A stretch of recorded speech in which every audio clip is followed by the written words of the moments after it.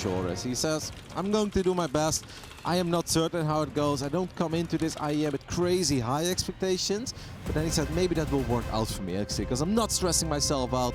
And I'm just going to try to play the game that I have been playing for so long and do it at the best of my abilities. In the top left side of Neo Humanity, the man that has spent a couple of days in the Netherlands to get ready for this big event at the Team Liquid headquarters. This is Team Liquid's Elazer.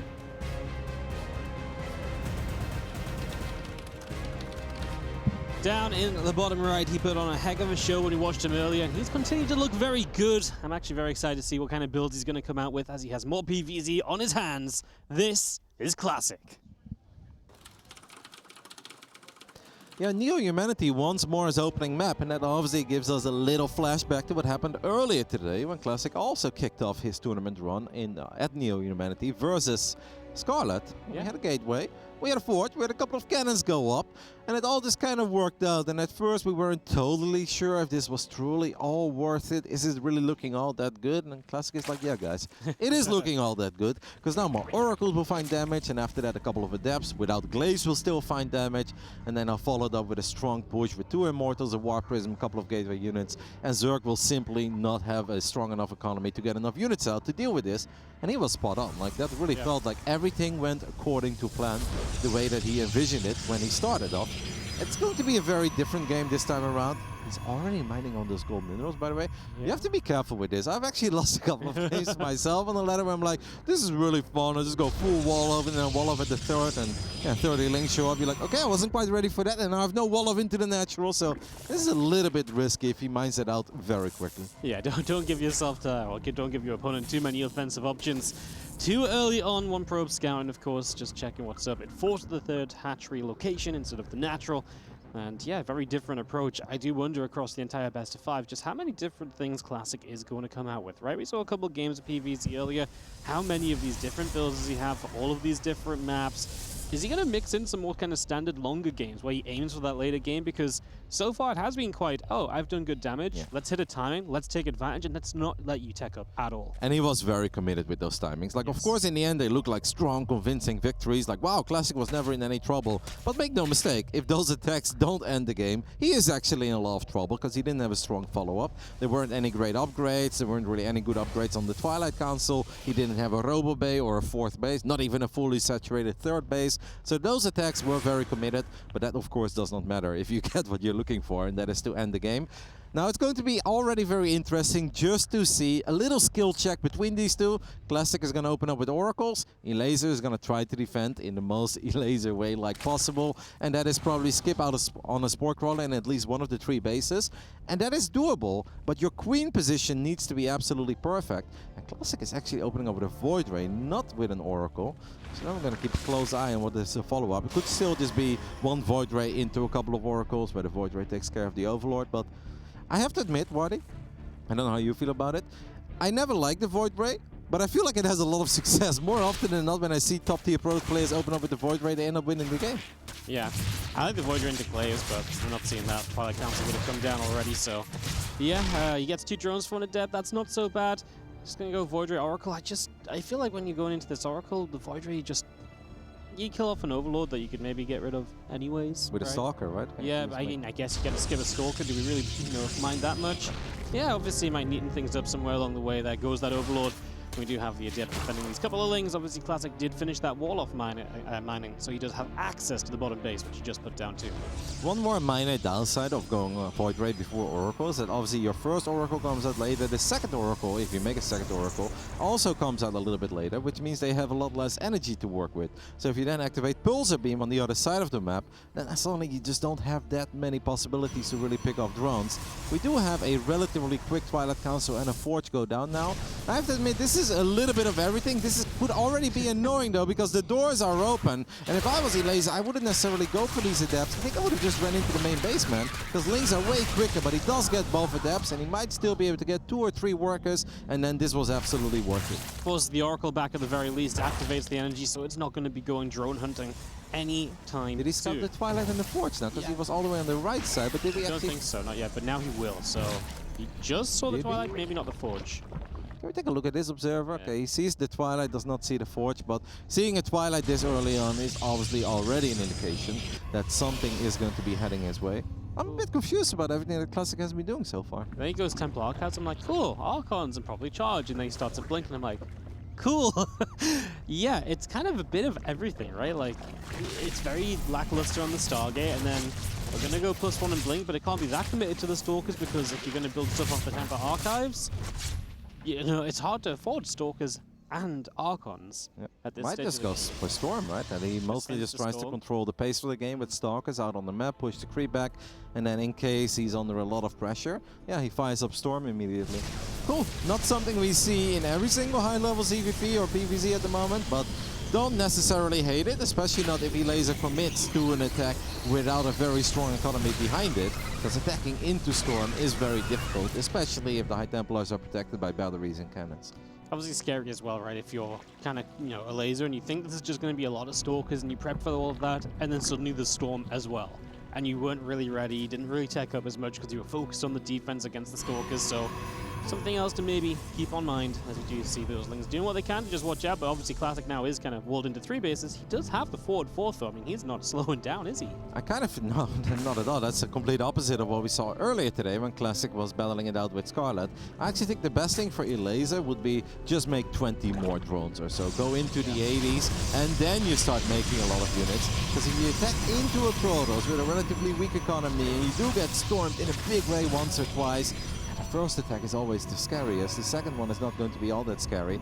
And with 68 drones, you'd really only have one attack as a Zerg. You just do not have a second one. Yeah, no, his economy is just not in a good place for a longer game at all, which, yeah, it really does put the pressure on. This Oracle's going to fly into Queen, so mistaken Classic turns it around way too late. Gets one final revelation, but that is gone. And we're going to knock down these rocks in the middle, and that's just going to start to allow Elazer to, I assume, move through and not allow Classic to kind of slow that down later on or so. Mate, this is going to be weird, by the way, because these two bases in the center of the map are actually awkwardly close to each other. Like, you can wave to the other side, like, hey, we're here, we're building cannons and batteries. I've had 1 or 2 games myself in these scenarios, and it just plays out in a very weird way, because basically both of them are going to have defender's advantage at the same time, which is not how StarCraft 2 is ever supposed to work. Elazer is starting to work on a decent amount of Hydras, and Storm can obviously be very good against Hydras, and we have to address the fact that, sure, Elazer's got a rich Vespian Geyser, which means a lot of extra Banelings, but Classic also has a rich Vespian Geyser, which means ridiculous amounts of Storm. Yeah, it's going to be just a very high gas game and not something you usually see this soon. And obviously you can see here's Classic. You're like, okay, you're working through those rocks. That means you want to come towards me. Otherwise, why are you working through those? So Classic's going to sit back, and with Storms available, I feel like you can't attack in a Classic, but let's see if you can overwhelm or something. The Void Ray gets a bit too adventurous now, going down, makes it back to that battery. I mean, this is going to be a fortified position extremely soon from Classic. We're morphing a couple of Banelings on the left side as well, and that's obviously a very cool play, but Elazer is going to be very committed because there is no Infestation Pit, no Lurker Den, no Hive Tech on the way. So this attack better be fantastic, and I feel that Classic has an absolutely perfect setup to deal with this. Those Banelings kind of jumped the gun, if you ask me, Waddy. Why were they going all by themselves? Classic is way too good to take damage from that. Yeah, and free Baneling speed as well, right? They were just waddling. Bane speed finish now, but yeah, this is just not looking pretty at all, as Elazer got to figure out a way to do something. Now, Classic just moved out fully to the left, which feels a little scary. Maybe that's an opportunity for Elazer to take the high ground position on the other side. He split up his army, though, and he's actually going to find Classic's force. Elazer didn't expect that, so now Classic is going to take the advantage from this, pushing Elazer back already and making his way up the left, and Elazer's not doing anything to take Classic's fourth, and now he's going to decide to come down this right side. And this just continues to look weirder and weirder. Yep, now at least the doors are open, and Banelings are obviously pretty good against static defenses if there is no Protoss army protecting them. So a couple of batteries go down immediately. The batteries in the back did a great job there, as we have a Warp Prism coming in, dropping a couple of storms. Classic is just doing his own thing in the top left side, taking out a base. He's going to take out a couple of drones as well. I hope that Elazer has plenty of Banelings remaining, and if on creep, maybe the Banelings can connect with the High Templars, but so far it still feels that Classic knows what he's doing. Yeah, it really does. It's scary, right? Because it feels like Classic, if you just defend, you're going to be okay. But if Elazer doesn't have Banelings, can he get rid of this army? His Hydras are getting stormed. They're not really getting close enough. And now you can see the supplies really coming crashing together. And that's obviously big for Classic here as he continues through. Base is going down. He's the one killing all the drones as well. And he's just going to wrap back around this direction. And he's going to force the Zerg to come through a choke to defend. There's only 1 or 2 more storms remaining though, but he's done a great job in babysitting these High Templars. 1 Baneling connects, but it doesn't kill the High Templar. 1 or 2 storms remain. There is the final storm. I do think Classic needs to disengage now because Hydras and Lings and Queens on creep are pretty terrifying for these Stalkers to deal with. I mean, they both dealt a lot of damage to one another, and the one silver lining is that I guess Elazer still has his rich Vespian guys at base. Yeah, he still has that forward one. How much gas is left on it though, right? I mean, it's been mined a little while. Okay. Over 1k, that's decent. That's decent then. Yeah, I mean, obviously Classic trying to re-establish now on the bottom left-hand side to get back to 4 bases. And Elazer on 4 bases still, as Classic will clean out just a couple of Lings on a watchtower. And, well, I still think overall I like it for Classic because the economies are coming out dead similar to each other. Once Classic has that bottom left 4th up, I just don't think Elazer can compete again, and his army's not getting any better, while Classic should be able to reinvest into some of those High Templar, right? I'm totally with you. Maybe the one thing that Elazer could look for is a couple of run-bys, right? Because I do feel that the bottom left side is very open. There are no cannons or batteries there, and you don't even need Banelings. You can just send like 10 to 12 Zerglings in there. That could already be annoying, but I am with you, because at the end of the day, we've seen this time and time again, 12 minutes into a game, Zerg on lair attack, without like any way to get an absolutely phenomenal fight. We don't have Lurkers or Vipers or Infestors even, which I know is a bit rare. And that's normally not a place that the Zerg wants to be, unless they are crazy rich, right? And it's wave after wave of 40 plus Banelings, but that's not the case either. And don't forget that these Banelings don't even have +1 yet. No, they do not, right? So usually that's the scary part. +2 Banes, hit your mineral line, you start losing probes. Well, you don't even really have that option right now as a bit of a Ling attack comes here. We'll find these few Zealots which sit in a corner and trade as best they can. Classic tries to run away, but not going to be allowed. But maybe that enables him to go elsewhere. He's actually making a move up the left-hand side again. This is a good chunk of Elazer's army that's down the right. And now he's got the Storms coming aggressively forward. High Templar drops out, lives back up. The Baneling's just not really doing anything here. They ran forward, they ran back, they all died. And these Stalkers are just going to go big against the Queens, and we need something to stand up against them. Feels like this Protoss army is so much bigger than the Zerg army. Elazer does have a lot of supply. Some of it coming in right now from the top right side. But this is kind of Banelings by themselves. The Hydras need to be supporting these Banelings. Elazer feels that this is the moment. Is the Hydra count high enough? He does have +1 melee kicking in, but there aren't too many Lings to really enjoy that +1 melee anymore. And if you talk about confidence, forward blinking, on creep, on top of Hydras with Stalkers, I mean, that's the ultimate sign of a confident Protoss. Still needs to be careful, but the Storms are connecting in a big way. And some Zealots from the back to deal with these other Hydras that are very injured already too, right? And that's the big thing. With the Prism getting some extra Zealots here, I just don't think these Hydras can stand up. They eat another massive Storm, and that means these Zealots can again just continue to push on forward. They will not get cleaned up in time. The DPS is no longer there for Elazer. He stops to tap out GG's, and Classic opens up with a very different game than what we saw earlier, and really brings again the aggression to it, right? In just such a different way. I feel like so many Protoss players get in this position, they're like, hey, I got 4th base early. You know, he's kind of on a lower drone count than he could be. Let's just sit back and defend. And Classic's like, no, you want to attack me? I'll start attacking you, and was very happy to do so. Yeah, beautiful game by Classic, and I do feel that's a bit of a Neo-Humanity special, because it is a map with that rich Vespian Geyser that just allows you to get a few more High Templars out, while still building all these Stalkers as well, and working on your upgrades as a Protoss.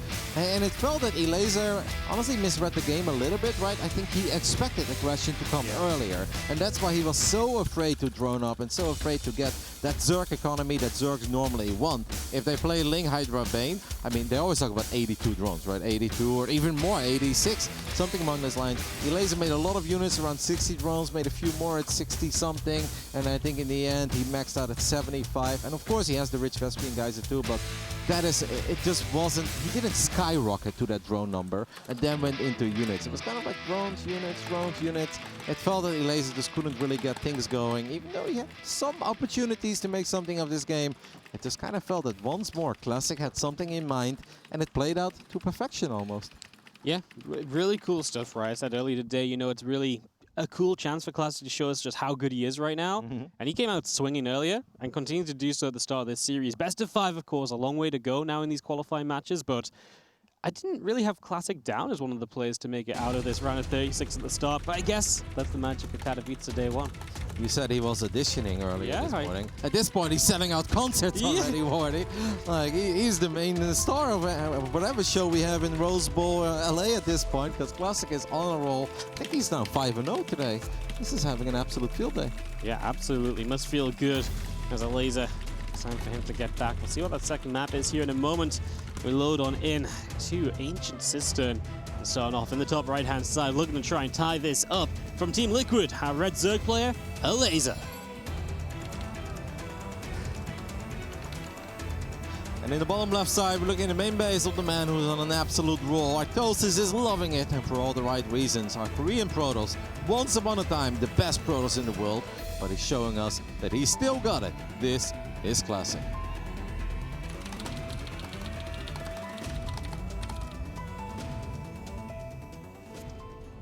What do you think about Ancient Cistern then for map 2, Roddy? Because obviously we've got all our new maps and everything.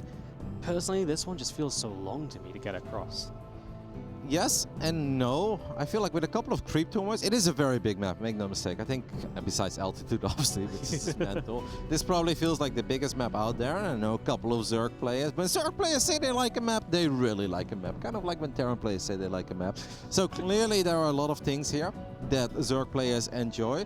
But I have noticed that if you take one of the bases, that let's say you take the triangle, and then you spread a couple of cryptomites forward, suddenly it feels that the Zerg is a little bit closer to you than you expect it to be, because the map is very long from top to bottom, but from like center to center, it actually doesn't take forever for armies to get close to each other. So it can be tricky, because I've played this map a few times myself, where I'm like, oh, this is such a big map, I've got all the time in the world. I'm like, whoa, that army showed up quickly. Yeah, interesting. Obviously, choice of layouts as well with different third bases you can take to then, close in on that distance too. So, lots to think about on all of these new maps. Hatchery coming up again. Classic did send the probe across early, making sure that hatch goes onto the third location. And again, just intrigued to see what he comes out with here going into a map number 2. See if it's maybe time for the Twilight Council, maybe some glaives, maybe some, again, just kind of classic wildness, because he's been really kind of happy to bring so much different stuff so far today. Yeah, and he seems very comfortable with all these different openings as well. Feels like he's never lost. Doesn't seem to be too indecisive at all. That's something we mentioned at the beginning of the day, where we felt that he gets a bit lost in games over the last few months whenever we watch him. He was at the home Sturry Cup as well, but wasn't really able to do a whole lot of damage there. But today it just feels like the man has a plan, he executes it, and it's all working out to a T. And we have now the Twilight Council going down. You already mentioned those adepts. There's a good chance that we are going to see some adepts here. Could of course be some sort of a Dark Shrine build as well, or perhaps even both. Elazer, I feel like in the past he's been very good against Resonating Glaive adepts, where he's always been fond of the dark defense, right? A lot of links, only 3 roaches, morph the roaches into Ravagers, and then try to get the links around on the adepts and land the corrosive vials in the middle. Yeah, no, it'll be very fun to see if that's something that Elazer can prepare defensively as that Twilight finishes. And at this point, I think we are probably getting ready to start up something out of there. It's going to be the Robo first, and then probably Glaives down the line. Yep. But then it can be still so many things, right? And that's the annoying part for Zerg players, because we're all quite familiar with 4 gateways, a Twilight Council for the Resonating Glaive adepts, and then the Robo. But it's not just the 4-gate Resonating Glaive that you have to worry about. Sometimes it's 6 gates, sometimes it's even 7 gates, sometimes there's a very quick Dark Shrine as a follow-up, or sometimes they're actually building up Immortals or Sentries, or they just go up to 3 bases. So it is very important for Elazer to stay on top of his scouting, because there are so many different ways that Protoss players can execute this build, which right now looks the same as all these other options. Information will be critical, and being able to make the right decisions. Even just sitting on these gases and maybe getting a little bit of an eyes maybe when one goes down or when they don't go down. And you just have, obviously, for the moment, it's drone time, and Elazer will just set up to his economy. That Glaives is coming in fast, Roddy. It is 4 gateways for the moment. And we've got our Prism finishing up to start setting up that attack on the other side. So we kind of need to drop a Roach Warren right about now, mate. Yeah, I think so. Okay, there it is. I feel like not late, but wouldn't have minded it a couple of seconds earlier. Elazer has a drone in the back. I don't know if he's going to try to randomly build a Spore Trawler. No, I was thinking of a Baneling nest, but then he's like, I've already got a Roach one, and I can't really do both. That is correct. Right now, you don't have the money. You don't have the income to do both Roaches and Banelings, as he sees the first few Adepts already running to the other side of the map.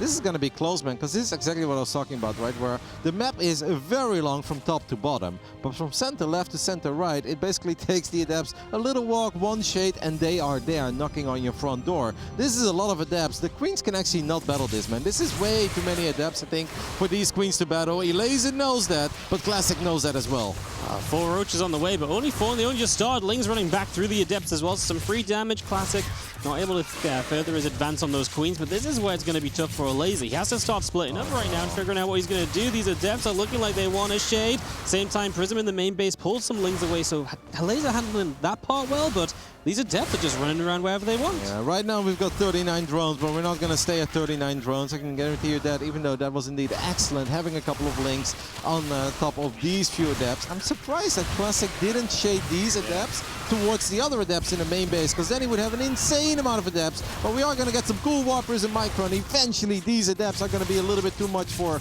the Zerglings to deal with. Will the Roaches make it in time? A couple of them are making their way over, but the drone damage is already being dealt. If you can keep it at 31, that's acceptable, but if Elazer loses a few more, he's in all sorts of trouble, and even this hatchery is starting to run dangerously low on HP. Whoa! Oh, the Prism though is massive. 3 Adepts as well, and Classic knows, because suddenly that's the end of the aggression, right? You can't reinforce any longer, and this is a big turning point, because Elazer can start to get his economy back online. And I mean, you're building disruptors, so you want to put the disruptors in the Prism as well to harass with, and all of that is now just off the table. Massive catch there for Elazer. Prism going down changes this game. Yep, because otherwise the Prism just flies home or warps in 2 more Adepts right now, keeps all the units busy. Then you fly the Prism home or recall it, put 2 disruptors inside of it, Warp Prism speed kicks in, and we're still going to see all of that, but it's just going to take a whole lot longer. And that will be interesting, by the way, to see if we could fire a couple of Novas at that hatchery, because it's still kind of low on HP. Not something we ever talk about. The disruptors can kill the hatchery, but yeah, this game, you never know. Yeah, it's a plausible idea. Obviously, again, rebuilding the Prism kind of sucks, because if you just already had it, you could already be on the map. It's an extra disruptor producing. That really is the big kick in the teeth. Is Elazer, of course, delayed on his own tech. He had to stay lairless for this long, so he doesn't have that just yet. But of course, Classic's tech is not exactly brilliant either, because it's still very Adept heavy. Yep. The disruptors are going to be revealed here by this single very happy Zergling. I'm going to get an observer out as well. That's obviously important drones to keep the creep at bay. I feel like the drones, after seeing the disruptors, is a little scary, right? Because that kind of feels like you're going to be under attack soon. Melee. He still has 46 army supply though, so maybe he feels that he's got enough units out right now. Well, I guess we'll find out very soon as these first few Lings want to get a catch, and they do. So a couple of Adepts already in trouble. We'll threaten with a shade. Not sure where that Prism is. Okay, it's up towards the main base, and the Adepts look as though they might just go for it here. Get to the corner, but not all of them really get there. Now we've got the Disruptors to support this. Gonna go for the Queens on the ramp. We get rid of 2 that were already low HP. I believe we've still got 1 Disruptor shot. Yeah, absolutely. The one in the top left can fire. No, he does. It's a big connection, but obviously Queens, they take a little more than just a single node to go down.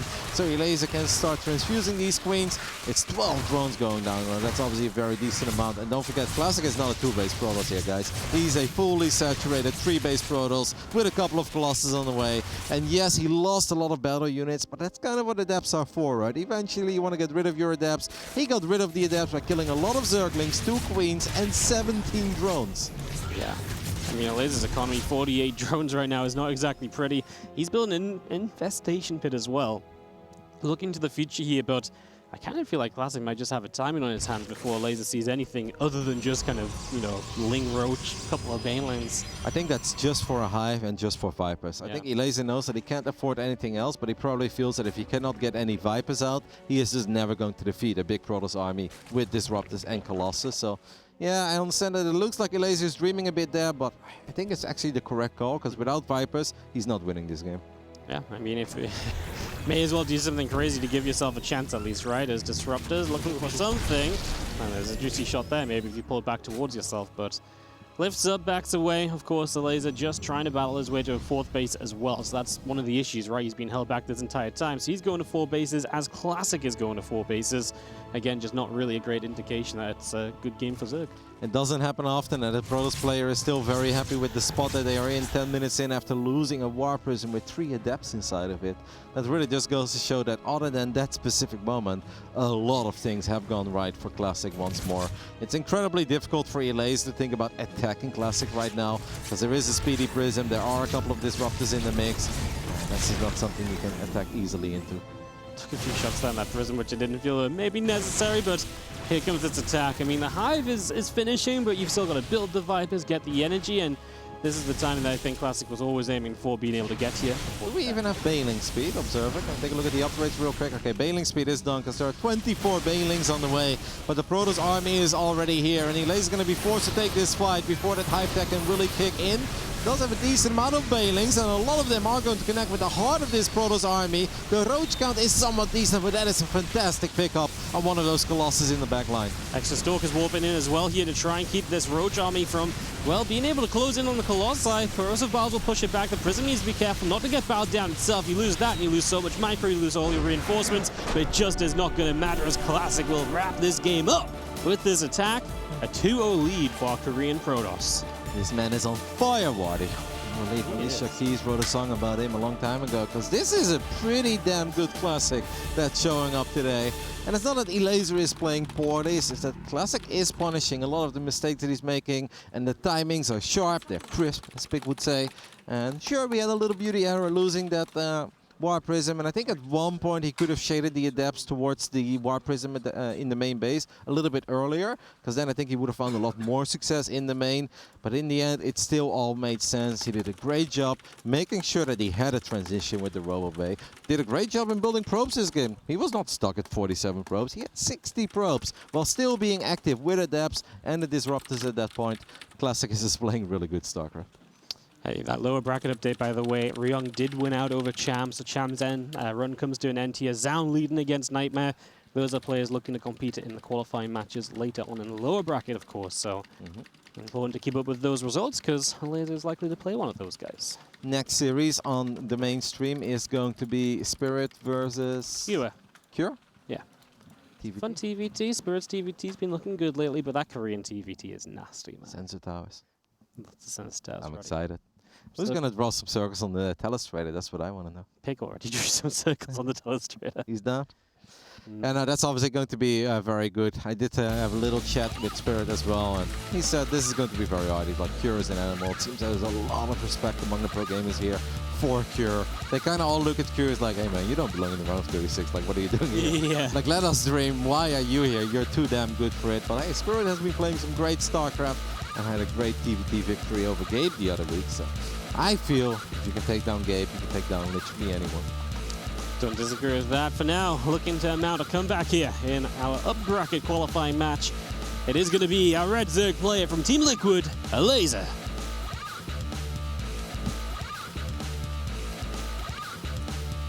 In the bottom right side, we're looking at the main base of our Korean Protoss, who's on an absolute roll in this tournament so far. One map away from making it into the round of 24. This is Classic.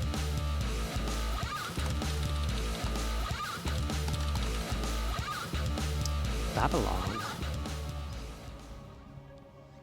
This map's very interesting, Roddy. Why do you think it's a very interesting one? A lot of ledges, a lot of places. I think Swarm Host player right really kind of goes very well here. I don't really see Elazer's Swarm Host player that often, but yeah, this one actually ended up being one of the smaller maps in the map pool as well, which is fascinating to me, because when I first saw this map back when we had the TLMC, I was like, man, Babylon's a very pretty, you know, solid macro map. And I'm like, it's kind of the smaller map we've got. And I'm like, well, that's the size of our map pool. So yeah, you get a chance to play on one of the smaller maps, and I kind of think, who does that favor? Does it favor Elazer, who does sometimes like getting that aggression, or Classic, who clearly likes being aggressive as well? I think probably Elazer a little bit more. I wouldn't hate Swarmos, actually, now that I think about it. I feel like when we just started playing on the Neil patch and on this map pool, I actually saw a couple of Zerg players, and Rainer in particular, have a lot of success with Swarmos. Yeah. I was like, oh, is it this meta again? Are we going to have a lot of Roaches and Swarmos all over? But it actually kind of faded away very quickly. We haven't seen it yet today. I wouldn't mind seeing Elazer bust it out here. Some good old Nidus Swarmos. As you mentioned, there's a lot of rocks here as well, so you can just kind of get the Nidus up on the other side of the rocks, but then the Locusts are still within striking distance. Yep. Yeah, there's just so many good positions to play from, and then you can go on the other side, and you have the choice to hit a base, a third, triangle third, or maybe into the main, depending on the expansion pattern. So, yeah, it's pretty dangerous, right? Like, there's a lot you can get done. There's a lot of rocks on this map as well, and obviously some of them are just like, okay, destroy them and it opens a path. But there's also the weird rocks that you can knock down. And we haven't really seen it come into play a whole lot yet, but this can actually come into big, or it can really have a big impact on how certain pushes play out, where you're like, oh, I've got a beautiful surround, and then suddenly they knock down the rocks. And then instead of having a beautiful engagement, you're going to have the worst engagement ever, because now your units have to go all the way around, and you can all come in from a single direction. So very important to keep that in mind. And I feel like on a new map, it's very easy to forget about these things, right? You just kind of set up your little engagement, your surround, you're like, oh, this is going to be sick, I'm going to come in from 2 different angles. They knock down the rocks, and you're like, oh, now I'm in serious trouble. There's that Twilight Council again from Classic, so he's maybe feeling the size of the map a little bit. And, going back to what you said a lot in the last game, it doesn't have to be the exact carbon copy of, game number 2. It can be so many different things off of a Twilight Council, off of Glaze even. You can go up to 6 gates this time and put Elazer into even more trouble, even more quickly. And that's what's so dangerous about these Glaze builds. You do need that information, you do need those follow-ups, and you just can't let the first wave go as unhindered as it did last time. Elazer just was struggling without those roaches for a while. We do need to fire up Adept Glaive though. He hasn't done that yet. That would be a nice addition. Yeah. The Glaive attack. There we go. Classic obviously knows his timings, but if you don't do these things immediately, it is somewhat easy to forget about it. But so far the man has not really forgotten about anything today. He just seems to be very dialed in. He's in the zone, he's playing StarCraft, and I think he's reliving his glory days today. Yeah. I think it's, you start the Glaives later because it allows you to get more adepts at 450 instead of the Glaive attack at 425. So probably something along those lines that he's going. But you're right? It's like you delay it, you think I'm going Glaives, ready to go, and then you get there, Glaives isn't ready, you're like, no, not now. We've seen that with Zest a couple of times and his slow zealots. Elazer's Roach Warren goes down at pretty much the exact same moment. A few seconds pass minute 4 as we're going to take a little look at some first-person view of Classic. There's not really a whole lot happening right now, but we can see him wiping in units. He does use rapid fire, what I'm very disappointed. Yes, he does, Roddy. A lot of people do, I know, everybody above 4K does. Here comes the Adepts. Obviously, find a few lings. Obviously, Elazer, good to see those moving, but of course, nice to get rid of at least 1 or 2 from Classic's point of view. As this attack gets ready, a lot more lings on the way here from Elazer. Roach Roaring about to finish. It's again going to be this first initial wave, buying time for that first round of roaches to really get out here. This is kind of similar to what happened last time, right? Elazer had to buy some time. And let's see if you can do so, as these Adepts are going to have the lings right on top of them, and the Adepts are not going to commit. They will cancel. Looking around the bottom side. But once more, the Warp Prism is going to fly into the main base, and Classic is going to try to warp in a couple of Adepts. But this is an exact copy of the previous game. That's very smart, by the way, cancelling the warp in and doing it again a little bit later. And the lings are out of position now. But these Adepts are going to take a lot of damage, and he's still not shading towards the army in the main base. I do think that's a little bit crazy. Now, these Adepts in the main base will find some success, but the main squad of Adepts, see, all of them have been taken out already, and Elazer only lost 6 drones this time around.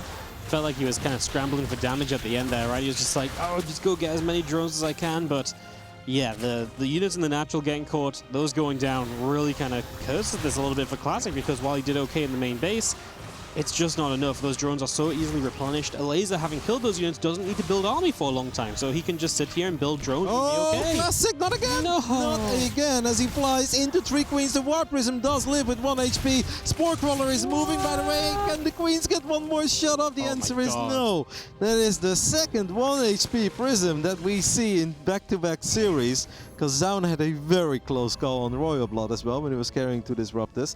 But I still like the defense for Elazer, but that is a bit of a shame for Miko, because if he would have been able to get that Prism, then he'd be absolutely flying in this game. Absolutely, as now makes his way towards that lair. The first few probes here, in a bit of trouble. Adepts just out of position. We're once again going into those disruptor drops. And we'll see if Classic can do some damage with them. Of course, at least won't have to wait around for a new Prism this time around. Once again, just Elazer able to start up his lair, droning massively right here. 14 at once, looking to establish that eco lead, and then from the lair he can do as he wishes for the rest of this game. So even though that Warp Prism survived, this is still very annoying for Classic, because now you're going to fly around with a Warp Prism with 2 Disruptors inside of it, and this thing has 101 HP. Like, that's just not fantastic. The first Nova, however, is absolutely fantastic. Slow Roaches off creep. Good luck splitting that. That's pretty much impossible. Classic actually disengaging right now. This is the moment to keep going, man. You've got a 20 army supply lead. He obviously doesn't know what's waiting in the dark, but okay, it's good that he sticks around, maybe just waiting for those shots to go off cooldown, because that was about as good as that was ever going to start. Yeah, absolutely. Both disruptors looking good. A lot of the roaches going down, so that number getting reset. And Queens on their own here, not going to be able to do too much. They just run away as the Adepts commit. And here the disruptors to maybe zone the units out from the natural ramp. We do get just one Queen there, but the Adepts are going huge. And there's just not really much on them, right? A few roaches down the bottom there. The Queens on the high ground dying. The Adepts will hit the main mineral line. And we warp it over here. The Prism does get targeted down. It will die, but 20 drones are dead as well. The Prism is dead, but the main base is also massacred. And obviously we can't recall, we've already done that before. Elazer is just losing a ridiculous amount of drones as Classic blows up his own Adepts. Well, that's a play and a half that we haven't seen a whole lot. That is actually going to help Elazer stabilize. I do think Elazer was going to clean this up eventually, but not before losing a few more drones than he did in the end. Oh my god, that happened in like slow motion to me as well. Like, it lined up, the Adepts are there, the Disruptor sat there. I was like, we're gonna move, right? But no. Big connection, and obviously, like you say, it helps Elazer just stabilize that a little bit faster, which is big, because obviously he's just counterattack all in right now, so Classic needs everything he can get to hold. And you know, just having taken out a couple more units might have helped him with that, as he does not have a lot to try and defend with right now. Second Colossus coming out, but I would almost even cancel +1 missile attacks here, man, because this is going to kick in too late. I think right now you need to put every single penny you have into units. The floodgates are open, Lings are running in, and of course we can still warp in Adepts, and Adepts with Glaives are great.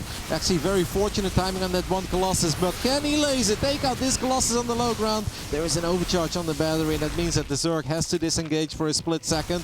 How much are the Lings getting done in the main base? It's some damage, but Elazer needs a whole lot more than a little bit of damage. Can he get the Colossus with Zerglings? Oh my goodness, the Colossus does go down. That is big, because a second Colossus joined on the low ground would be huge as well.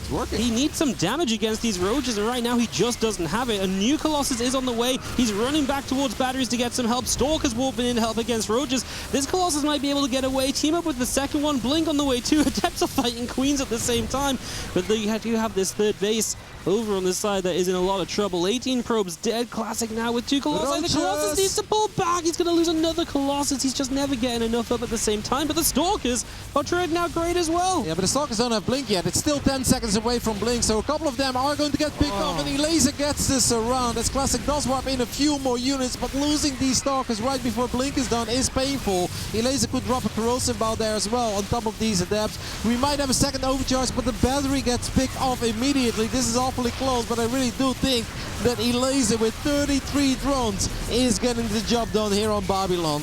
And for the first time today, it seems that Classic is losing a game, because one Colossus cannot possibly make the difference here. Man, that was clutch by Elazer. And obviously, Classic gave him the alley-oop by blowing up his own Adepts.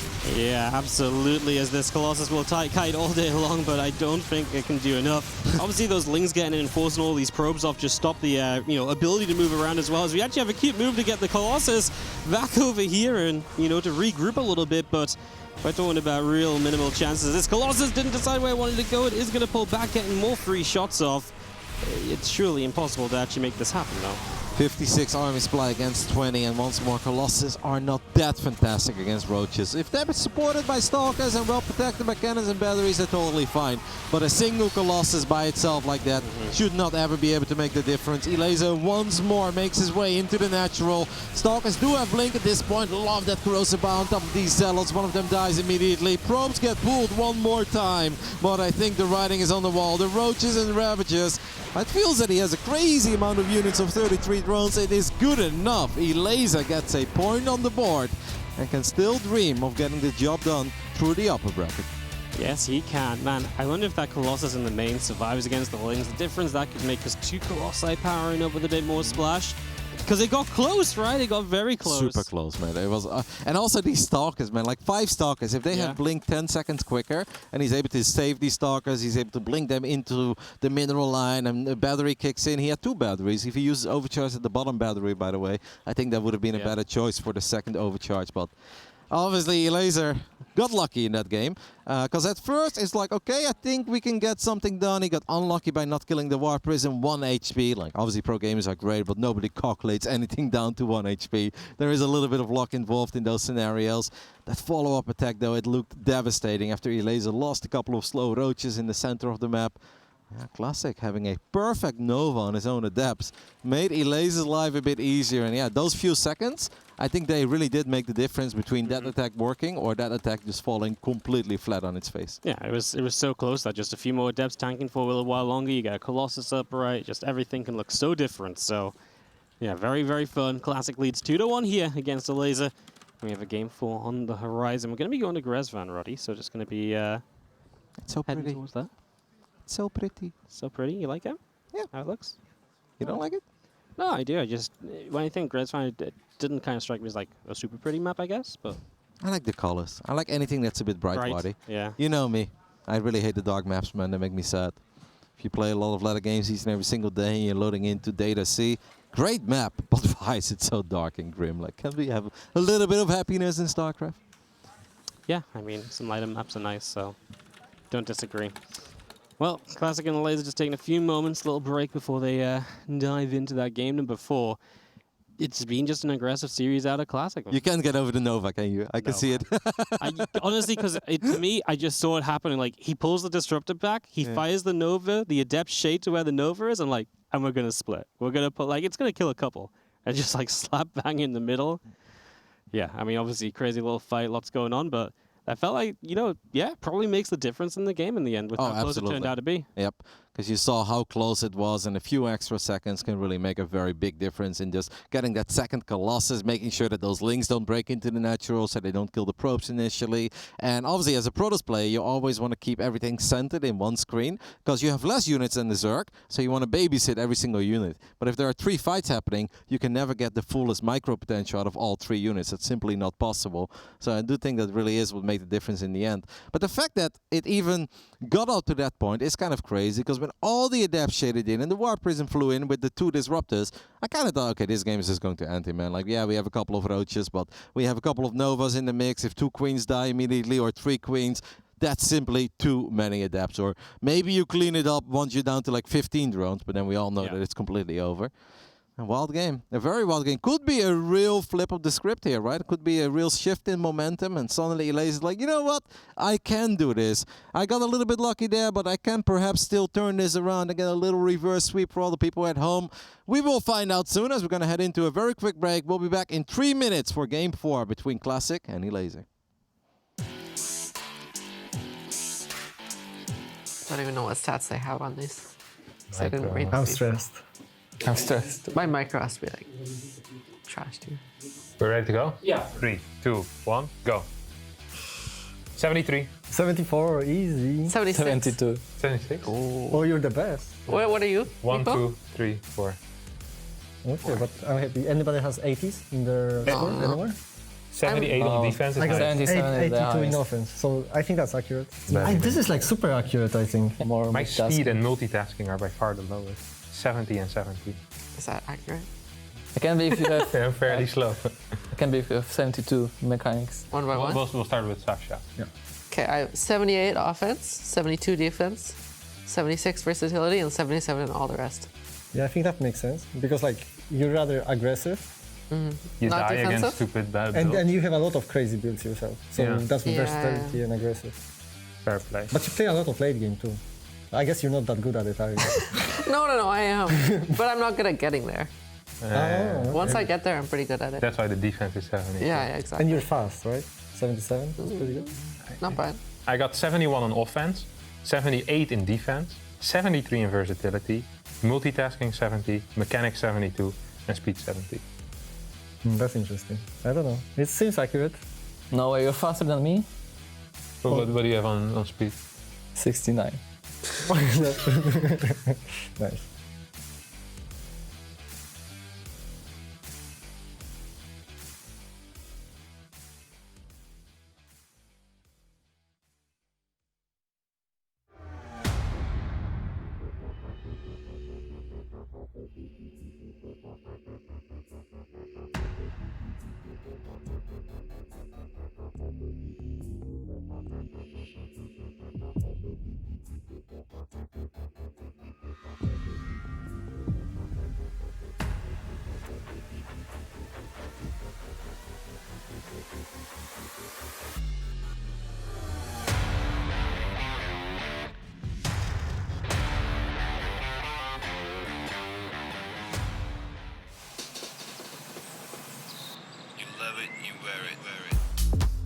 Wear your passion.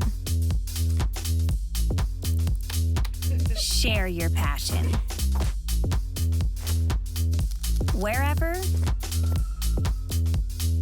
whenever. Gaming is a lifestyle.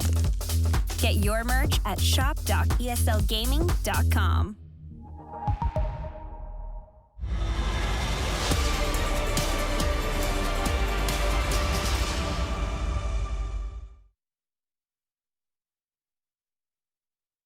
Intel Extreme Masters Katowice is brought to you by Blizzard Entertainment, Monster Energy, and Intel.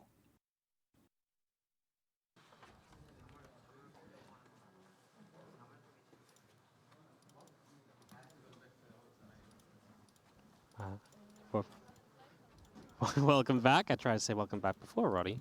I know you were very excited for me too, but my mic didn't say anything, so... I heard you. You heard me? That's because you have the volume so low, Roddy. See, you don't know when we're live and when we're not. This is why we need to hear ourselves.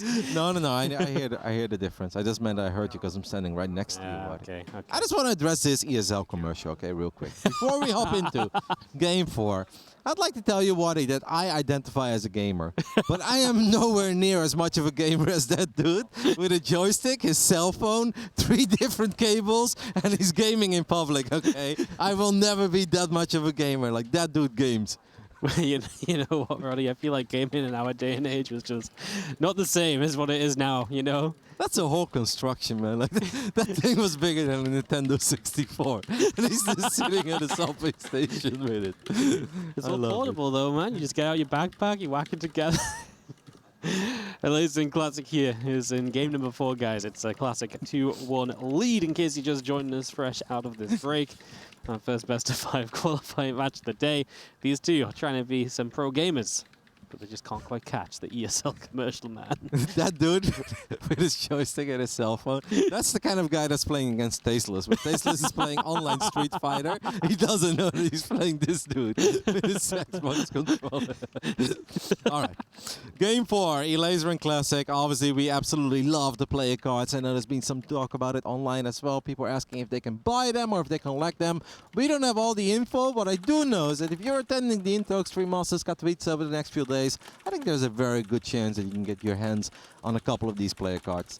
They are very cool. I've seen quite a few of them at this point. I've seen banter between 2 certain European Zergis as well, standing next to each other. Yeah. Guess who got the highest score? Yeah, I know. The two big Zergs, and they were having a bit of fun with each other. Well, one was having a lot more fun than the other, I felt like. But these scores, man, when they're rated by the other players as well, you know, means a lot. When are we going to raid each other's casters, man? You're 100 for me. Yeah, in every category. Every category. Besides opening Pokemon cards, you're like a 40, man. You're pretty unlucky. Mate, on average, we're like a 33 this weekend. All right, Elazer is ready to continue his best of 5 qualifying match upper bracket. For everybody that just joined us in this broadcast, this is our opening day, the round of 36. At the end of today, 4 players will make it into the main event, and we have to say goodbye to 12 lovely gamers. Quite a few of them have already been eliminated. Plenty of upsets today as well. Obviously, in the first round of the upper bracket, we had Coffee getting the best of Zaun. That was very surprising. And I think that Chem got the best of Scarlet. No, that was in the lower bracket. Who did Chem? Chem lost tonight, man. There was one more big upset in the first round of the upper bracket. Or not big, but somewhat decent upset. Anyway, plenty of cool results so far. Unfortunately, Chem's run did just end in the lower bracket versus Ryung. Ryung played one hell of a series, really had to work for it. The round of 36 has been cool, it has delivered, but we are far from done. This is the first of 4 best of 5s that we will still show you guys today. In the top left side of beautiful, happy Gresban, we're looking at the main base of our Polish Zerg, representing Team Liquid. This is Elazer.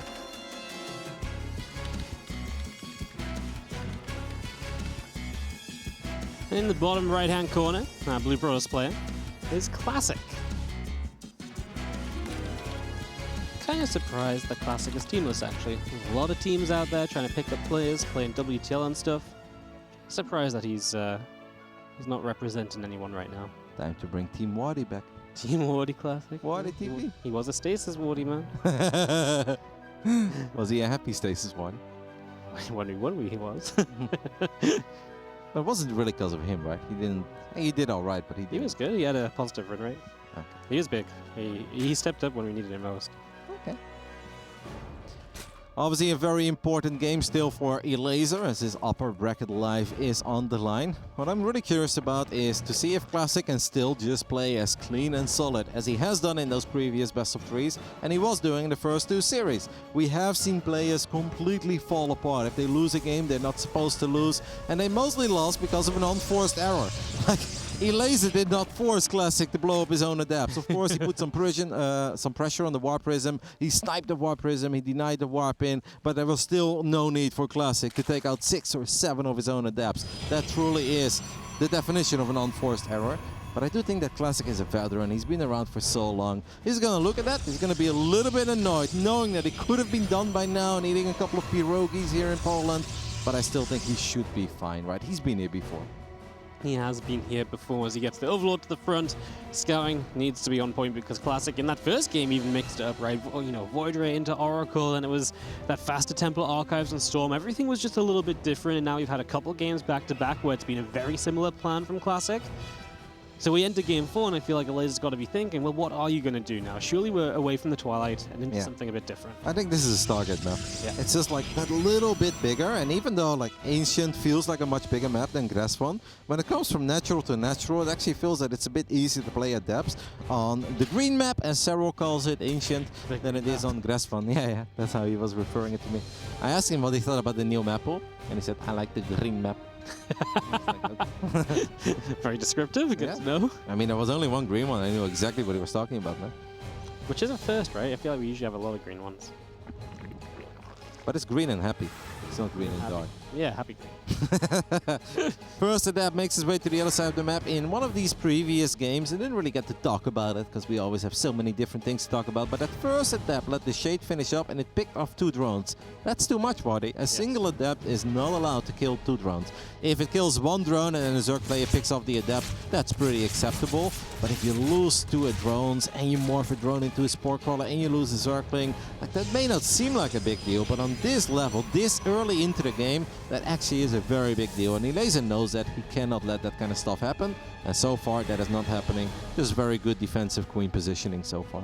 Yep, I'm going to need to keep that up as well. Of course, with Oracles coming onto the map, they'll be starting to play the drone hunting game as well. After this one provides high ground vision to get rid of. So this is the alternative, what we were talking about in game 1, right? You know, instead of going Void Ray, you get the Stalker and the Oracle. The Oracle gives the high ground vision, so the Stalker can go kill the Overlord. And Stalker is going to go on a bit of a wander to go and kill the Overlord as well. That's a pretty quick third base, not the quickest one that we've ever seen. There's one Crazy Brothers build where it's basically a sentry and adapt and then they go up to 3 bases. And I'm like, guys, this is not a build order, okay? Even though Classic is going up to 3 bases very quickly, which normally I feel like you can only ever do if you play double Oracle. He's not playing double Oracle, Wardy. It's still single Oracle for now. Twilight Council, okay, never mind, it is double Oracle. So yeah, that makes sense. I completely missed it. I was too focused on the first one. But this is still a very quick Twilight Council while going 3 bases and double Oracle. Yeah, the Twilight Council is quick, and I would have agreed with you if I hadn't seen the second one pop out, because the Twilight is fast, right? And it feels as though it's almost like an aggressive Twilight. Usually, you would just wait and then kind of go like Twilight and Forge together, and then we see Glaives, right? So it's that kind of idea. He wants to go Stargate fast third, but actually, kind of a bit more on the aggressive side, setting up into that Glaives, and maybe going to try and just lure Elazer into a false sense of security. These adepts do commit early, as we lose an Oracle as well, though. Yeah.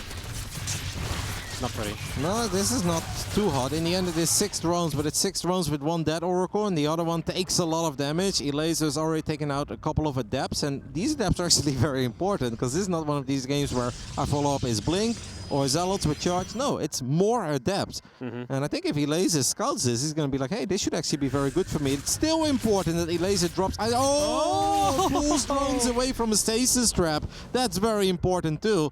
I guess he didn't expect that Classic would go for it with that super low HP Oracle. But we kind of need a Bailing Nest or a Roach Warren right now, Wardy, because we're 5 minutes and 30 seconds into the game. There is our Bailing Nest. But these adepts are ready to shade to the other side of the map. And this is actually going to be pretty difficult for Elazer to deal with, because +1 melee is not done yet. We don't have a Spine Crawler, obviously, or something random like that. So we really kind of need a couple of Banes, but we don't have Banelings yet. Another attempt at the stasis sword. This time we pull it away. The Queen gets stasis, so it's going to get stuck there. As we do find a few Lings with the Adepts, though, and they're going to get their chance to shade. More Lings producing. Can the Adepts get to a corner? They're just going to commit anyways. They feel like it's a good enough fight. And in we go. The Lings pull back for a few moments unsure about this. We're still waiting on the Baneling nest. The Queen's taking damage, transfusing each other up. And the Adepts just get around the back now into the main base, though. This has got to be some dead drones, right? Yep. No? Even though we have a couple of extra Lings hatching, Elazer has 18 more Lings on the way. So far, the drone damage is very, very minimal. This is all worked out in a perfect manner, but Classic is still not done. He knows that Elazer is defending with the bare minimum and that he should be able to find an opening eventually. And he has found this opening, because don't forget, at home, the man is building a lot of probes, Waddy. 63 probes already. The Robo is done as well. This position. And he's still just rallying Adepts to the other side of the map, but why not? Because Elazer is just always a few units short to have perfect defense everywhere. And it seems that at this point we're pretty much done, even though there's still a couple of Adepts in the natural. They're going to grab at least 2 more, perhaps 4 drones in total. I think that is kind of going to do it. Nope, gets a final shot off, make it 5. And you can see that Elazer is floating a few too many minerals here. Of course, the Hydra Den is later right now, because it took so long for Elazer to clean up all these Adepts. I really felt that it all started because of that stasis trap. The stasis was so damn big that I feel that Elazer was kind of focused on how big that stasis trap was, and then he didn't quite quickly realize, like, wait a minute, even though you threw away a couple of Adepts, your follow-up is more Adepts. And I think, just Clicked a bit too late, right? Didn't figure it out in time, and like you say, Classic's pumping probes behind this entire time, right? So, and Elazer's just having to rebuild drones constantly, so there's no fear of that counterattack as you're giving up Adepts, because you know Elazer's lost too many Lings. If he is making more Lings, well, that's good for you. He's making drones, he can't die. It's good all around. We're going to see Elazer's first-person view here for a few moments as we come off of that attack. Watch him inject, try and get a base down, obviously trying to expand here as that Protoss player. 4th base is scouted by Elazer too, so gets that bit of information. I'm just going to try and get back on his feet right now. I do gotta say that Elazer in the end handled it all very well. Because dealing with that many Adepts. Oh, the Lings are gonna go for a surround. They're gonna force these High Templars to morph into Archons, but I have to think that Elazer has to realize that he's not gonna get too much here. Maybe like a Stalker, but you're not gonna get any of the super important expensive Protoss units there. Well, 5 additional drones did go down. 1 single Immortal for... What was it, 20-ish? There's a lot of Lings, right? Yeah. I don't like it for Elazer, especially with losing drones behind it as well for the Oracle and a single Adept or 2. So, yeah, definitely feels like Classic comes out better there. He's got Storm, he's still got the Archons too, so he's looking comfortable. It's not like he lost the only tech unit he was hanging on to that opens another attack. The main difference between the game on Neo Humanity and this one, though, is as we are once more heading into Ling Hydra Bane, is that this time around, the melee upgrades are very quick. Yes. Like +2 melee is finishing up at 9 minutes mark, and in the first game, I think we had an 11-minute +1 melee that kicked in when most of the Lings were dead. So Elazer could do some of the magic that gave him success at BlizzCon all these years ago, where once upon a time, Elazer was the best performing non-Korean player of all time at a BlizzCon when he made it into the semi-finals after defeating Showtime in the quarterfinals. And he really did that mostly with Hydra, Ling, Bane, and non-stop Baneling run-bys with +2 and even Baneling drops from the Dropper Lords. This is normally where Elazer shines. Absolutely, is just going to be seeing these Banes looking for this mineral line. Classic, he's right there. He's moving the army around, but he does take a lot more probes, and I feel like it was necessary at the same time on the picture-in-picture. Probes are running away too, and Classic just trying to deal with all of this. He's doing it a little bit better now. Oh, he still gets a few extra at the end, and now an Immortal getting caught, so Classic just being pulled one way then the other. And all of a sudden, Classic's just taking a bunch of losses. Elazer did that so well. I also really love how he didn't just throw away the extra 12 Banelings that were not going to connect with probes anymore. He saw Storm go down. This really is peak Elazer, man. This is how he found so much success in the old days. And he has now taken a 30 army supply lead. And for the first time in this game, we can say that he's economically ahead as well. I don't know how many Storms are available, but I really hope for Classic that he is working. Okay, he's got 6 regular High Templars. That is good. Because otherwise, these 22 Hydras, they would be a problem too. Yeah, the Storms are necessary here. Some Bane's not going to connect this time around. Classic just having issues, man, running back up to this base after pulling back to deal with the other one, and Elazer just morphs in more pains. He wants to go. Overlord speed is finishing up as well, which I think is worth mentioning, because this is where we can start using drop lords for a couple of these Baneling drops, as these Banelings will once more look to connect with the workers. This time around, I think Classic is doing a great job in saving the majority of the probes, but there are just so many freaking Banelings. Classic is not able to mine off this base, has only lost 7. A couple of links coming in from the top right side. War Prism goes down. The Nexus falls as well against the Hydras and the Lynx. I don't want to see Elazer lose all these Hydras. I think at this point he should just be happy with the damage that he dealt, regroup, remax, and go again. Gonna see Classic chasing down here. A few extra links to try and support this, though, giving the Hydras a chance to deal some of the damage. The Stalker count is high, and if they blink again, they're gonna get a few more Hydras. How many will they get? We're gonna see the majority of these Hydras going down. Some extra links are like stutter step, and if they just got in front, maybe they would have protected all but one Hydra. 2 Hydras get away. But I think the remax of Lynx is going to be too terrifying here, because it's only Stalkers, right? Don't forget, we even lost the War Prism on Team Classic, so that means we can't just reinforce on the other side of the map. We don't have a couple of High Templars that are already morphing into Archons. We don't have any Storms. Elazer right now is just rebuilding Lynx and Banelings, and then we'll go again.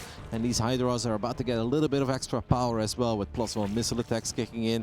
Super impressive game by Elazer, man, because this wasn't even the prettiest start at all. No. But give that man +2 melee and magic happens. Yeah, Classic really struggling to deal with those multi-pronged attacks, and now, well, seeing the issue with that, we're going to see this forward bases attempting to come back up, probably not going to make it. It means he can defend the bottom left, but, you know, you're being held back on bases. If you're being held back on bases, you're not having a good time. And it looks as though Elazer feels as though he can just keep on coming in, so he's going to continue this attack down the right. The Banelings are looking to find the High Templar. They just about slip away and drop our first Storm down, trying to soak up some of these units, but man, there's just so many Hydras, so much Elazer. Banelings into the mineral line, onto the High Templar. Everything's blowing up for Classic, and we are going to get ourselves a game number 5. And this is the Swarm, man. I think this is the way that Zerg was supposed to be played all these years ago. None of this Orc Runner Broodlord stuff, just a lot of Lings, a lot of Banelings, and a lot of Hydras.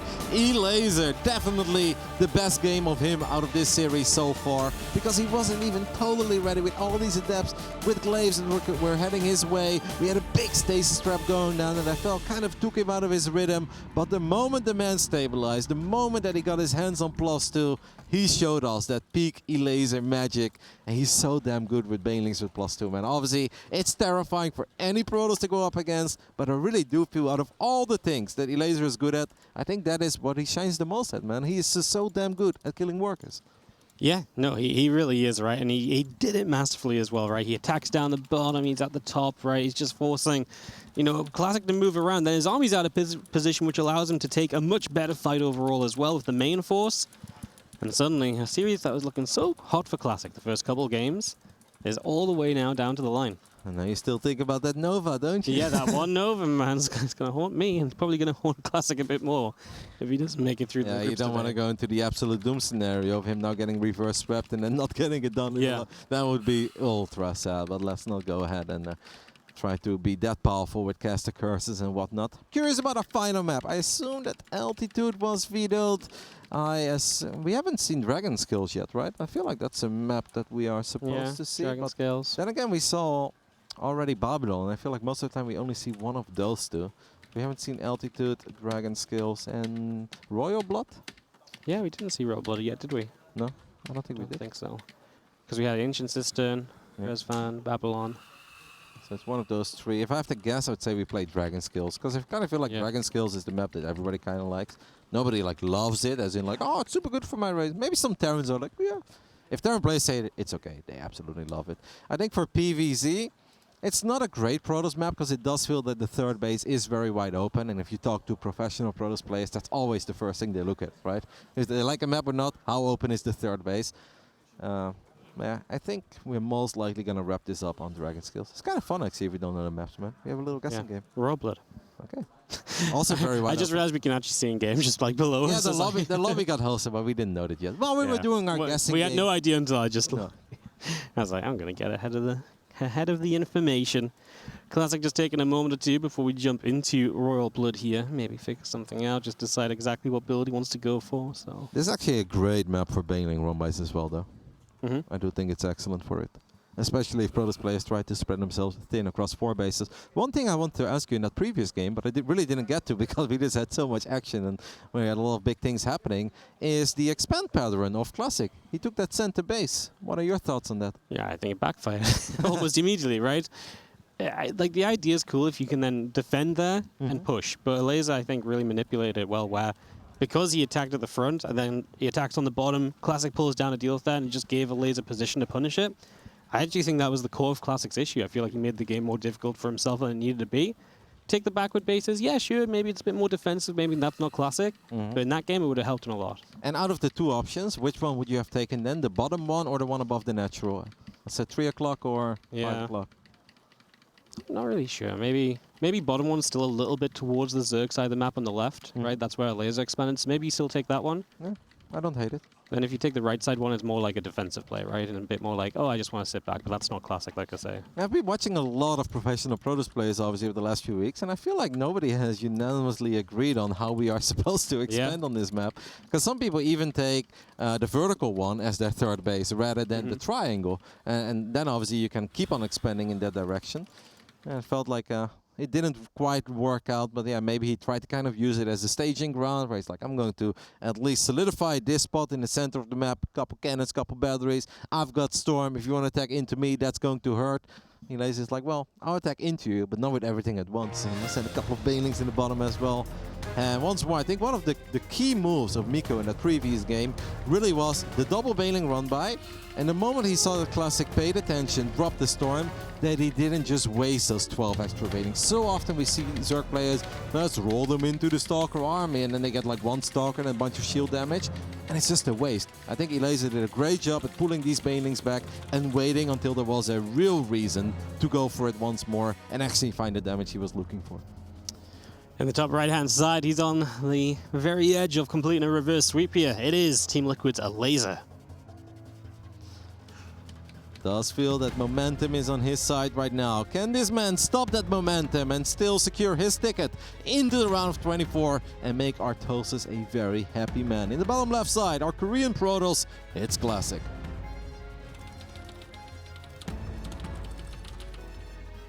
I don't know if Classic is a man who tilts, right? That's something that we haven't really spoke about yet today.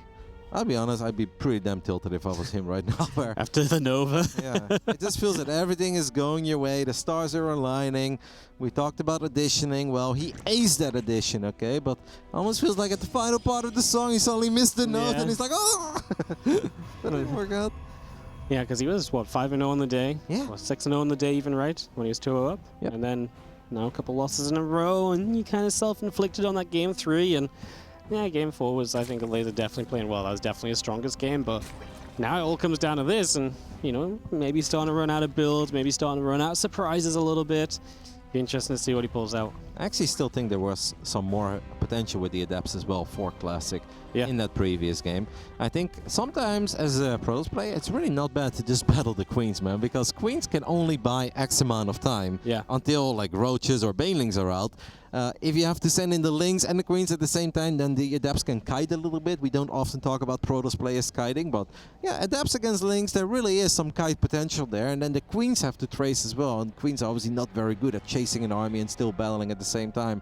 I think there was more potential for Classic to deal more damage there if he would have maybe cancelled that shade into the main base and just kind of battle the Queens for a little bit and then wait for the extra Adepts to show up. And I think that's where the drones would really start falling. But there's a lot of crazy things happening. Obviously, these guys are stressed out. This is the biggest tournament of the year, without a shadow of a doubt. And if you are this close to getting the job done and getting a W for the day, advancing into the round of 24, which is the goal of all of the players that play today, I understand that it's hard to make all the correct calls, especially in the heat of the moment. Well, we got that link speed on the way up. Twilight Council to open up with from Classic. That is kind of going back to the Adepts, you would feel, but of course still potential. We saw kind of the same Adept build twice in a row earlier. Still potential to do it a little bit differently if he wants to. Can we take a look at the Protoss main base real quick? Do we have Maybe DTs? maybe DTs, yeah, extra gases. Yep. I think this time around I'm feeling a quick Dark Shrine. That's actually kind of cool as well, right? Because if you haven't shown a Dark Shrine in 4 games in a row, Yeah. then it's unlikely that the Zerg player will immediately think about the Dark Shrine in Game 5. If you always go for a Dark Shrine, it obviously becomes very predictable. Here is that first adapt, very important for Elazer to keep the drones alive. So far he does. Well, this adapt actually gets in range. Gonna get a drone. Nope, excellent save by Elazer. Can he save the second one as well? Nope, that one was blocked by the drones. And the adapt lives, and there is our Dark Shrine, Wadi. There it is. So DT's going to come up. Obviously, this can lead you into the Archon drop on a follow-up as well. So, again, potential to do different things here as we get things set up. Yep. And if you guys wonder, why did we suddenly know it was a Dark Shrine? These guys, they care about all the little things, and if they go for adapt builds, they often only have 2 probes on each Vespian Geyser, and if they go for a Dark Shrine build, they will just keep on fully saturating that gas. So when it's 3 out of 3, more often than not, it's a Dark Shrine. When it's 2 out of 3, very often it's adapts with Resonating Glaives. Unless you're lower level and then you just have 3 out of 3 and you still got glaives. That's what I do, what? Don't try scout that one in the Diamond League, you know. No, don't make these calls based upon whatever you scout in Diamond League, guys. But All right, Dark Shrine finishing. That prison's going to be out. Obviously, you want the prison to be a good way across the map before you get the DTs ready, because obviously the DTs are going to warp in off the prison. one thing that we have to mention, by the way, since this is a Dark Shrine build, the lair has been quite late in the previous games, because Elazer obviously wants to make a lot of units. This is normal. But one thing that Elazer does more often than almost any other Zerg out there is skip the Spore Crawler in the natural. He will get a Spore Crawler in the main base, Spore Crawler at the third, but he will skip the one in the natural. So far, we have skipped all the Spore Crawlers. Elazer really needs to start building Spore Crawlers right here or right now, or this game could just end. I've seen a couple of crazy saves of world-class Zergs over the last few days. At this point, Elazer knows he needs to start building multiple Spore Crawlers, but I think it's inevitable that one base will die.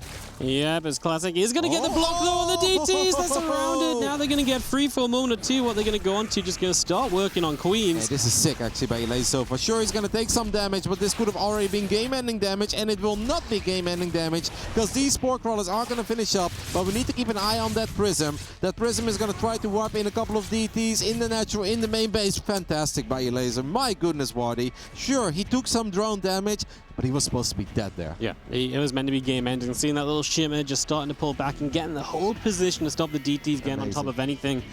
Absolutely essential moves from Elazer. Back-to-back, and now putting him in a position where he's, well, he's going to get a free scout. Mate, we know how good everybody got in this game, especially the pros, but if you see how easy, in a weird way, Elazer made that look, he had like 2 seconds to make all the correct calls there, or this game would just be over. If 3 Dark Templars get on top of a Spore, they cancel it, they start working on a hatchery, one of the 3 bases fall, and at that point it's just a nightmare, because being a 2-base Zerg is obviously not very playable against a 3-base Protoss, and there's nothing you can do on the other side of the map, because you don't have Overseers. That was absolutely spectacular by Elazer. He made it look effortless, but that is not effortless. I love the double Spore build as well. It wasn't needed on the 3rd base, but he built 2 because he saw that's where the DTs were going. He's like, right, if one Spore goes down, maybe the other one gets up. So, yeah, very cool stuff. Very cool moves made. A lot of correct decisions made in a short period of time as the single Archon just tries to find what it can. Lings will not be allowed to access the mineral line here. And on our way to disrupt us from Classic.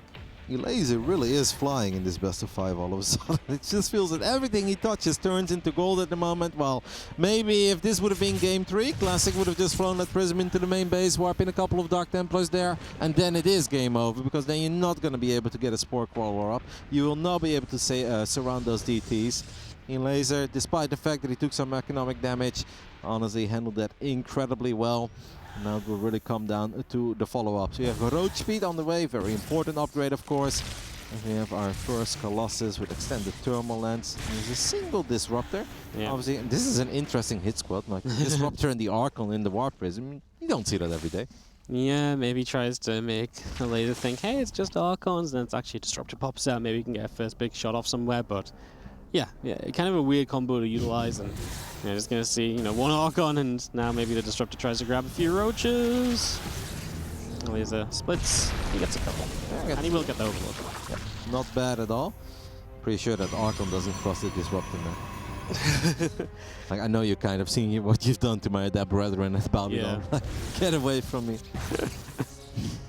He's like, I gotta share Prism with you now. I can't believe this. Like when you have this cool trip, like, who am I sitting next to on the bus? Like, this road, Not this guy. Just going to be seeing our creep team is being cleaned out. So that's nice from Classic, right? Delaying some of the creep, just going to make the game easier in general for himself because it'll slow Elazer down and give him more attacking pathways too. Damn quick hive this game around by Elazer. Like, we're 8 minutes in, and that hive is already 25-30% done. We're dropping the Hydra then as well. I do feel that that hive initially will just be for Vipers. And of course, Adrenal Glands, if we can afford it. But Adrenal Glands is a very expensive upgrade. 200, I believe it is, right? Yeah. Adrenal is expensive. So obviously, if nothing happens, and it's one of these things that you get immediately. But especially because Classic right now is playing double Robo without playing it with the Templar Archives. Vipers are pretty much mandatory here. But Vipers are also godlike, as Classic is not paying attention there for a split second, and sure, he got a couple of drones, but lost an Archon. Does Classic actually know about how quick this hive is? I feel like nothing has made it into the main base, right? No. This is a bit of a problem, man, because I think if he would have known, he would have been way further out there, because his army would actually do quite good against the army of Elazer, especially because Elazer spends so many resources on that Devastation Pit, on that hive deck. We do have another Nova go down, great splits there by Elazer. Classic is actually wasting a lot of time. Queens are waiting to intercept the War Prism. This could be a big play. War Prism just gets away. Wants to obviously pick up the Disruptor again. 2 more shots and the Prism still lives. 5 HP, man. This has been a series of close calls and even some deaths, obviously, for the Prisms. Yep, but 2 Vipers already on the way, man. And I think this is problematic for Classic. He really needs to get a Templar Archives, because without feedback, you just cannot protect your Colossus. I've recently tried a couple times with Silver, and I'm like, what if I just get like a lot of Robo units and I don't get feedback? Then they get a lot of Vipers wide, and they will just start abducting each and every single core unit of the Protoss army, and you're not going to have a good time. Classic has no idea, man. And he's actually not going to be happy, I think, by the time that he sees that Vipers are out, and Vipers should actually have energy at this point. Yeah, I mean, they've been out for a little while, so that's obviously a good counter to the Colossus, and that takes away a big part of the strength here for Classic as he comes pushing forward, blinks forward. If you can keep the Stalkers far enough forward, maybe you can zone out the Vipers as Elazer has a counter-attack. We'll have to keep an eye on that in the picture-in-picture. He's going to get a base very quickly here, is Classic, and that's maybe just because of how much Elazer has. Elazer has a lot of money in the bank, but he's supply blocked right now, and obviously a lot of supplies on the left side. It does not feel that this is as big as the army could possibly be, but here are the Vipers. They will abduct all of these Robo units. One Disruptor goes down, one Colossus goes down. Elazer needs to buy some time for the remax, because he has plenty of money in the bank. What if these 2,000 minerals would have been put into play? I think Classic would be in all sorts of trouble, but Elazer doesn't have the larva. And this is really bad because obviously the position Classic's in now, you can camp units, you can play off the natural as well, so you've got to attack through the choke point as the Zerg, and the Disruptors will zone you out as well. Good connection there, Queen and some Hydras. The Colossi continue to fire. Another good Disruptor shot comes down as well, and these Colossi putting in some serious work. The Viper doesn't have any energy to do much. No, it is dead as well. Prism still warping in as we do have ourselves the Colossus that could maybe be saved. It's going to die to a Spore Crawler. Stalkers over here were hitting a hatchery, but this army of Elazer is completely gone. His supply is in the gutter, as they say, and Classic has the victory. He halts the reverse sweep and gets it done in what was a very swift minute or two of action. That was actually crazy that it ended like that, but congratulations to Classic for still getting the job done after getting all so close on Babylon. In the end, he still wins a nail-biting best of 5, but that final game, it